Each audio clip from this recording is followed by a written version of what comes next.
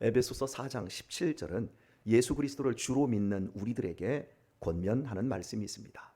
이제부터는 이방인이 그 마음에 허망한 것으로 행함같이 너희는 행하지 말라. 허망은 헛됨과 망령됨의 다른 두 단어가 합성된 것인데, 헛됨의 어원은 표적 없이 쏘는 화살을 의미하며, 망령됨은 못 맞힐 표적을 쏜다라는 뜻입니다. 표적 없이 쏘는 화살이 얼마나 공허합니까? 아무리 많은 화살이 시위를 떠난들 무슨 의미가 있겠습니까? 설사 표적을 제대로 겨냥했다 할지라도 그 표적이 태양이나 달이라고 한다면 역시 의미를 둘 수 없을 것입니까? 하나님을 떠난 인생이 이렇다라는 거예요. 살아있으니까 사는 것일 뿐 오늘 무엇을 위해 사는 것이란 없는 겁니다. 목표라고 해봐야 성공해서 남보다 더 많이 갖고 더 편하게, 더 고급하게, 더 대접받으며 떵떵거리다가 죽는 것, 그것이 목표일 뿐이에요. 그래서 이렇게 허망하게 살지 마라. 그러므로 예수님을 구주로 믿는 우리는 이제부터는 이렇게 허망하게 살지 말라고 분명하게 권면하고 있어요. 그럼 우리는 어떻게 살아야 하겠습니까? 도대체 허망하지 않으려면 어떤 삶을 살아야 하는 것일까요? 오늘의 본문을 통해 주님께서 명확하게 말씀해 주시고 있습니다. 오병이어의 대역사를 본 군중들은 이튿날 일찍부터 예수님을 찾아다닌 끝에 결국 바다 반대편에서 예수님을 만날 수 있었습니다. 그러나 주님의 반응은 차가웠습니다. 너희가 나를 찾는 것은 표적을 본 까닭이 아니라 빵을 먹고 배부른 까닭이라며 썩는 양식을 위하여 일하지 말고 영생하도록 있는 양식을 위하여 일하라고 하셨습니다. 이 말씀은 이제부터는 이방인이 그 마음에 허망한 것으로 행함같이 너희는 행하지 말라와 일맥상통하는 말씀입니다. 그렇다면 썩지 않고 영생하도록 있는 양식은 구체적으로 무엇일까요? 고민할 필요 없이 이어지는 말씀을 보면 됩니다. 이 양식은 인자가 너희에게 주리니 내가 너희에게 준다라는 거예요. 당신께서 우리에게 주시겠다라는 거예요. 그것이 무엇이냐고 물을 필요가 없어요. 주님께서 주실 때 받기만 하면 영생하도록 있는 양식이 무엇인지 알게 될 것이기 때문입니다. 먼저 받는 것이 중요해요. 우리 아들 녀석들이 저한테 여러 번 물었던 것 중에 하나가, 아버지, 술 맛은 무슨 맛이에요? 그래서 제가 먹어보면 안다. 그러더니 담배는 무슨 맛이에요? 담배 무슨 맛이에요? 여러분, 펴봐야 알아요. 그걸 설명을 못해요. 소주는 알딸딸한 맛이야. 알싸한 맛이야. 아써 각기 달라요. 그런데 직접 내가 경험하기 전까지는 몰라요. 예수님을 믿는 재미는 내가 진짜 경험되기 전까지는 그 맛을 설명할 길이 없어요. 일일이 말로 이렇게 얘기해봤자 아무런 의미가 없어요. 대체 썩지 않는 영생하도록 있는 양식은 무엇입니까? 라고 물었는데 물을 필요가 없이 인자가 너희에게 줄 테니까 너희가 받기만 하면 알게 될 것이다. 그러니까 받는 것이 먼저라는 거예요. 그리고 중요한 것은 당신에게 있는 영생하도록 있는 양식을 하나님 아버지께서 보장해 주시겠다라고 하고 있습니다. 인자는 아버지 하나님의 인치신 자, 도장 찍은 자다. 즉 하나님이 그 아들의 말을 보증하고 있다라는 뜻입니다. 다시 말하면 하나님께서 자신이 영생하는 양식을 주실 수 있다라는 사실을 틀림없이 보증 혹은 보장하고 있다라는 겁니다. 그러하기에 주님께서는 영생하도록 있는 양식을 구체적으로 설명도 안 하시고 그 양식을 위하여 일하라고 하셨습니다. 그러자 유대인들이 질문을 던졌는데 그 질문이 이상합니다. 어떻게 해야 하나님의 일을 하오리까? 주님께서 영생하도록 있는 양식을 위하여 일하라고 했으면 영생하도록 있는 양식을 위하는 그 일이 무엇입니까? 라고 물어야 돼요. 그래야 질문이 맞는 거예요. 그런데 군중들은 영생하도록 있는 양식을 위하는 일이 뭡니까? 라고 묻지 않고 하나님의 일을 묻고 있습니다. 이유는 간단합니다. 영생하도록 있는 양식을 위한 일은 하나님의 일이지 인간의 일이 아님을 그들 자신들이 너무나도 잘 알고 있기 때문인 거예요. 이 세상에는 영생할 수 있는 양식이 없을 뿐더러 영생을 위한 일 역시 인간이 할 수 없는 일임을 그들이 알고 있어요. 그래서 어떻게 하여야 하나님의 일을 우리도 할 수 있겠냐고 물었고, 주님은 간단 명료하게 대답하셨습니다.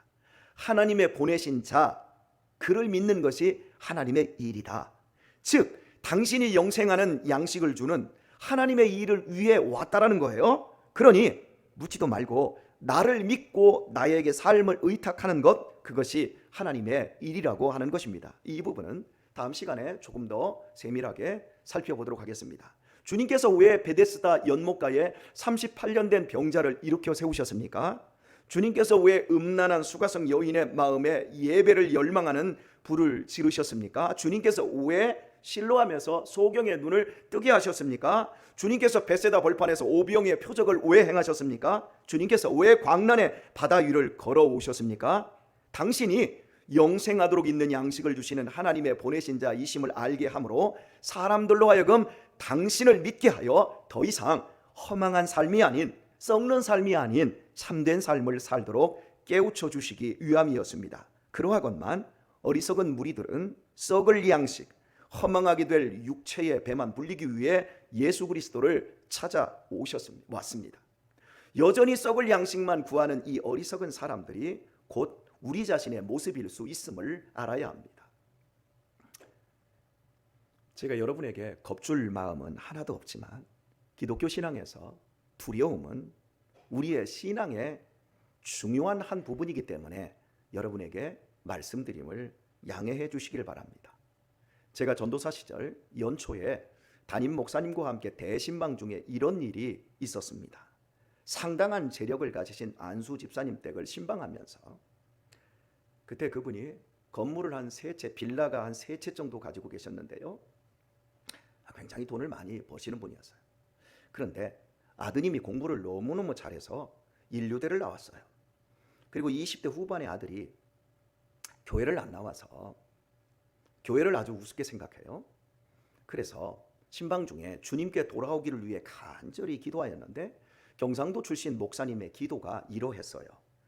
여하튼 간에 올해는 다리 몽둥이를 분질러서라도 주님 앞으로 돌아올 수 있도록 역사해 주세요. 이렇게 기도를 하셔서요. 근데 안수 집사님이 아멘을 안 하셨어요.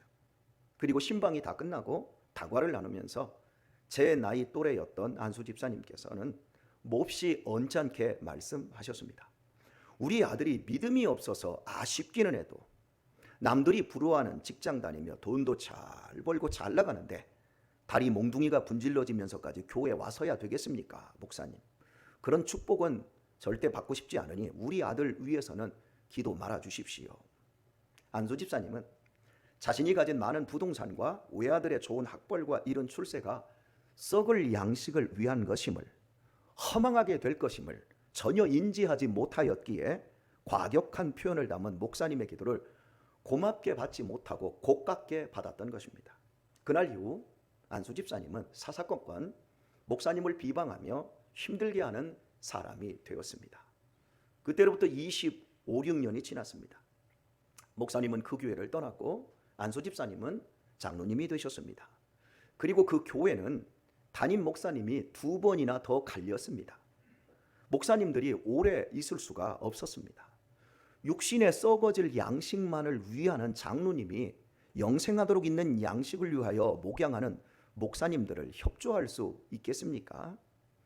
그분이 장로라는 힘을 가지고 무엇을 했겠습니까? 2달 전입니다. 우연하게 그 장로님의 소식을 듣게 되었습니다.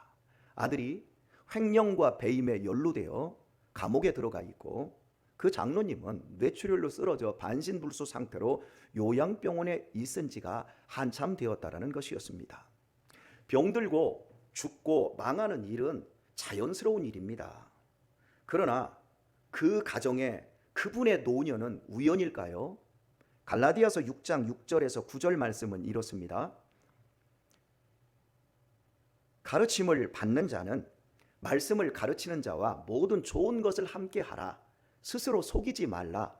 하나님은 만올이 가볍게 여김을 받지 아니하시나니 사람이 무엇으로 심든지 그대로 거두리라.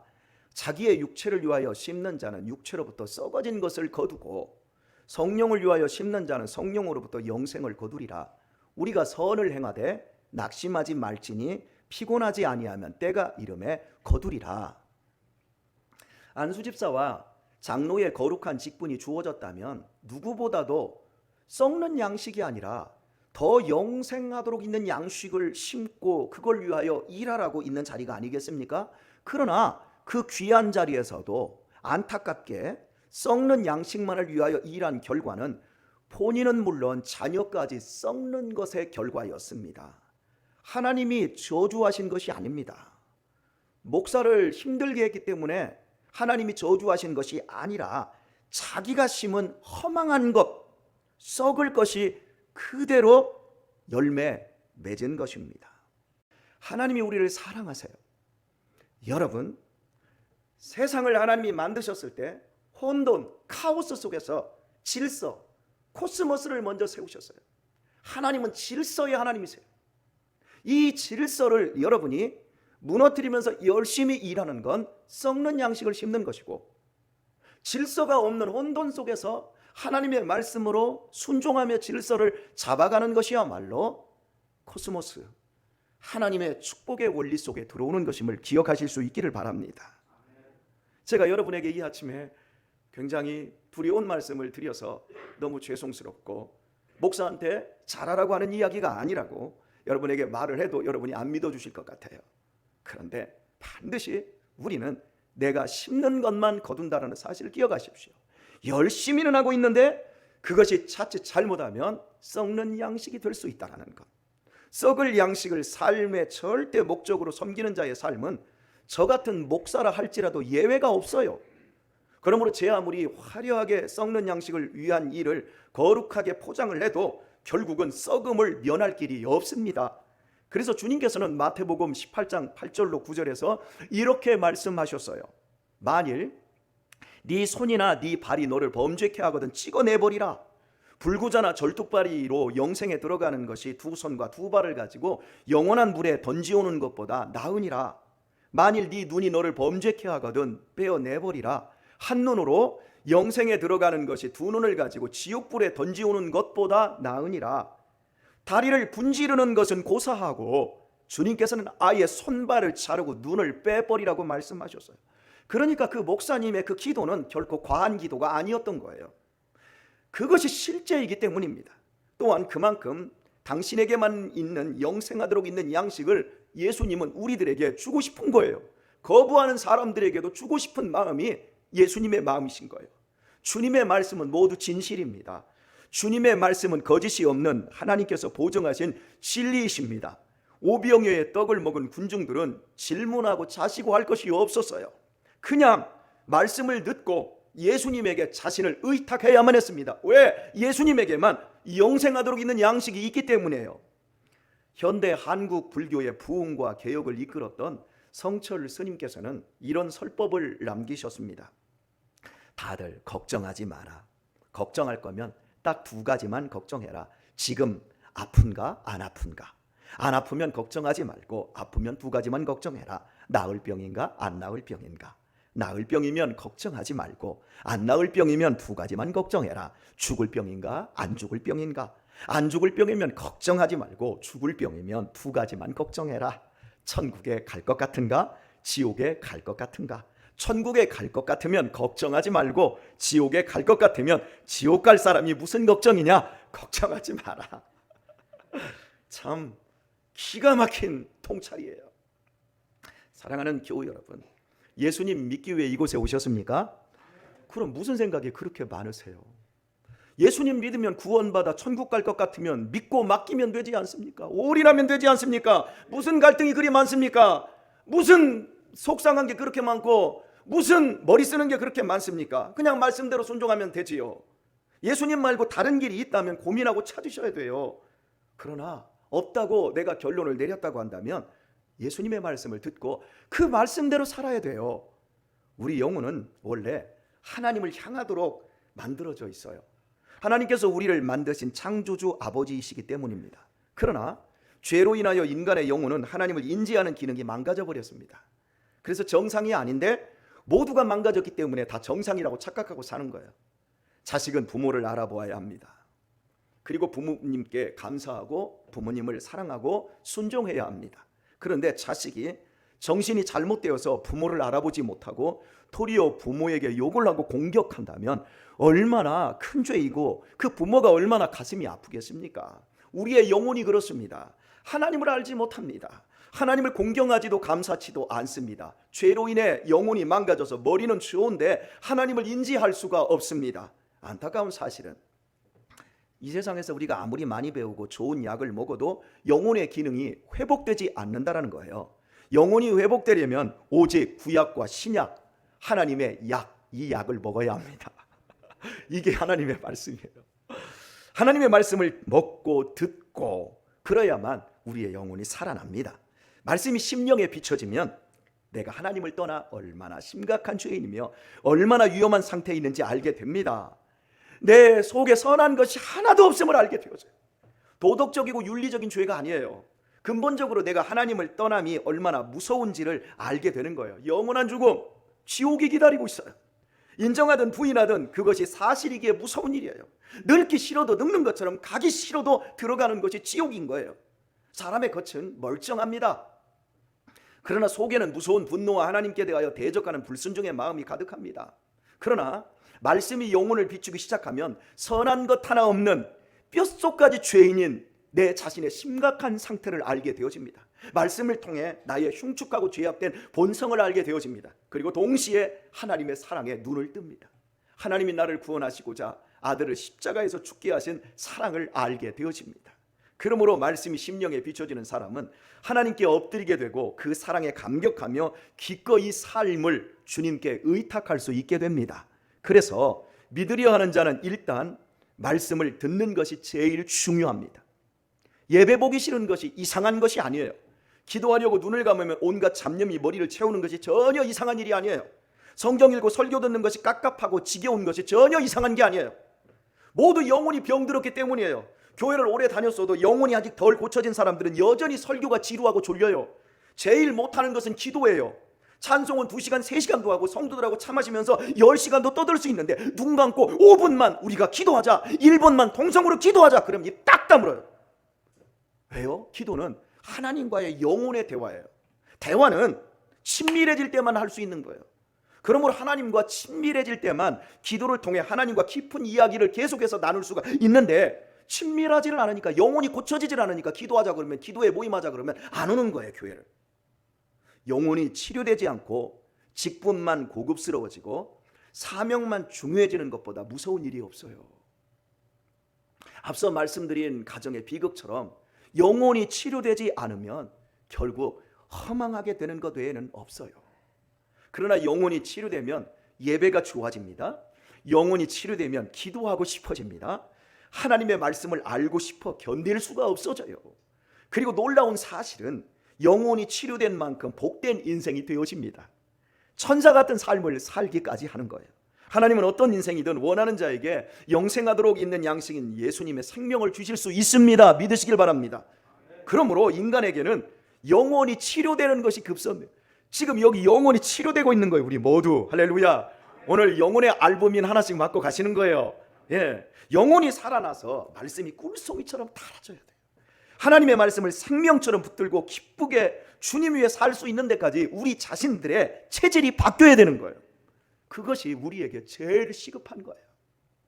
세상은 우리가 예배하는 것을 전혀 이해하지 못합니다. 시간 낭비라고 생각합니다. 11조 바치는 것을 미쳤다고 말합니다. 확실히 모자란 사람들로 우리를 취급합니다. 정신 나갔다 그래요.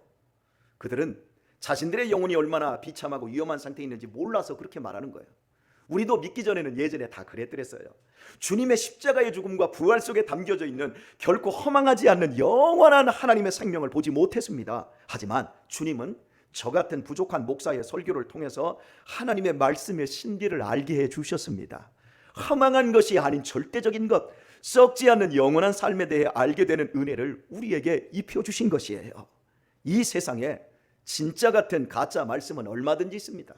예수님 시대나 지금이나 가짜는 얼마든지 있습니다. 좋은 말씀은 얼마든지 있습니다. 이단도 사이비도 다 좋은 말씀으로 우리의 귀와 마음을 즐겁게 해줍니다. 그러나 하나님께서 인치신 자들이 아닙니다. 오직 예수님과 그분의 말씀만이 하나님이 보증해 주신 말씀입니다. 여러분은 진짜 주님의 말씀과 가짜 말씀을 구별할 수 있으십니까? 정말 주님의 말씀은 우리의 욕심을 편들거나 지지해 주지 않습니다. 아첨하지 않습니다. 거짓을 눈감아주지 않습니다. 진짜 주님의 말씀은 우리 마음 깊은 곳을 파고 들어와서 우리의 모든 죄성을 다 드러낸 후 온전히 십자가에 달리신 주님만 바라보게 합니다. 그리고 나 역시도 주님과 함께 십자가에 못 박혔음을 인정하게 합니다. 그리하여 나의 삶 전체를 바꾸어서 내 유익을 위해 허망하게 되는 이런 삶을 살지 않도록 하나님은 만들어내시고야 마십니다. 손해가 되고 손발이 잘린다 할지라도 눈이 뽑힌다 할지라도 오직 영생하도록 있는 양식을 위하여 일하는 사람이 되도록 만들어내시고야 마시는 하나님, 그 하나님이 우리 하나님이십니다. 그래서 히브리서 4장 12절 말씀은 이렇게 증거하고 있습니다.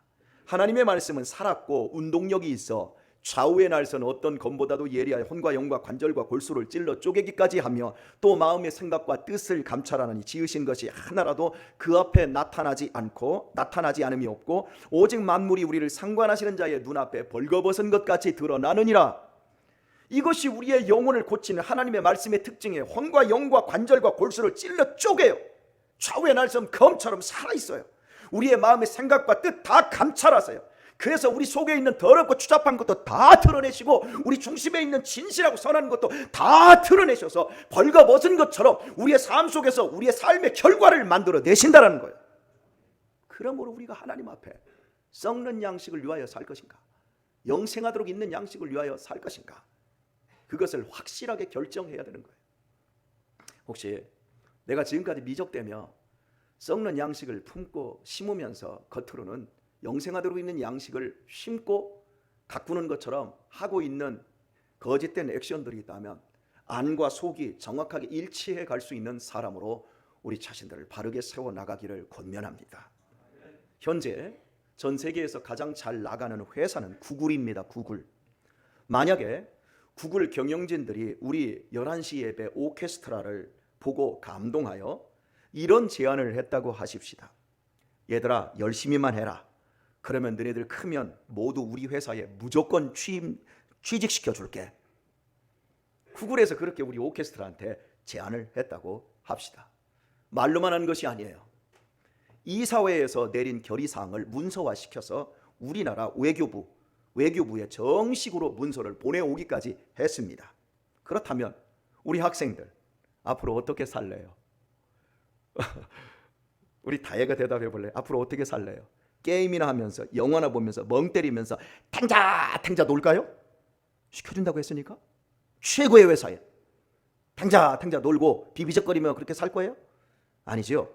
공부도 열심히 하고 책도 많이 읽고 운동도 열심히 하고 특히 글로벌 회사니까 영어 공부도 열심히 하면서 실력 있는 사람이 되지 않겠습니까? 오늘의 말씀을 맺겠습니다. 우리가 예배하는 하나님이 누굽니까? 우리가 섬기는 하나님이 누굽니까? 우주를 설계하고 창조하고 다스리는 전능자이십니다. 그 하나님이 죄로 인해 고장난 우리의 영혼을 고쳐서 우리에게 영원한 생명과 영원한 천국의 복락을 주시고자 당신의 귀한 아들을 십자가에 못 박아 죽이셔서 우리의 죄를 대신 해결해 주시고 우리들의 아버지가 되어 주셨습니다. 그리고 우리에게 성령을 보내셔서 우리의 고장난 영혼을 고치시고자 오늘 예배하는 이 자리에 있게 해 주셨습니다. 우리 영혼 잘 되게 하시고 우리를 천국으로 이끄시겠다는 문서가 바로 여기 있습니다. 여러분들도 한 권씩 가지고 있지요. 이것이 바로 하나님의 문서입니다. 구글의 경영진과 비교조차 할 수 없는 삼위일체 하나님의 영원한 약속의 문서가 여기 있습니다. 이 내용, 문서 내용을 제가 축약해 드리겠습니다. 내가 너를 사랑한다. 너의 삶을 나에게 맡겨라. 내가 너와 함께 가겠노라. 내가 너를 지키며 너를 천국으로 인도할 것이니라. 두려워 말라. 내가 너와 함께 함이니라. 놀라지 말라. 나는 네 하나님이 됨이니라. 내가 너를 굳세게 하리라. 참으로 너를 도와주리라. 참으로 나의 의로운 오른손으로 너를 붙들리라. 너희는 마음에 근심하지 말라. 하나님을 믿으니 또 나를 믿으라. 내 아버지 집에 거할 것이 많도다. 그렇지 않으면 너희에게 일렀으리라. 내가 너희를 위하여 처소를 예비하러 가노니 가서 너희를 위하여 처소를 예비하면 내가 다시 와서 너희를 내게로 영접하여 나 있는 곳에 너희도 있게 하리라. 볼지어다 내가 세상 끝날까지 너희와 항상 함께 있으리라. 모두 예수님 안에서 하나님께서 보증하고 있고 문서화되고 있는 말씀인 거예요. 그러니 우리의 남은 인생 어떻게 살아야 될까요? 썩는 인생이 무엇입니까? 썩지 않는 영원한 인생이 무엇입니까? 물을 필요가 없어요. 이미 우리에게 문서를 주셨으니까 이 말씀 들으시고 순종하며 감사하며 사십시다. 말씀대로도 사랑하며 사십시다. 그때에만 삶이 허망하지 않고 썩지 않는 하나님의 영광으로 우리의 삶이 채워질 것입니다. 하나님이 보증하고 계시는데 무슨 걱정이 있고 무슨 갈등이 있을 수 있습니까? 천국이 우리 앞에 저만치 다가와 있지 않습니까? 얼마 남지 않았습니다. 우리가 하는 모든 일과 모든 살아가는 삶 위에 하나님의 은혜와 축복이 넘치도록 부어지기를 예수님의 이름으로 축원드립니다. 찬양 드리겠습니다.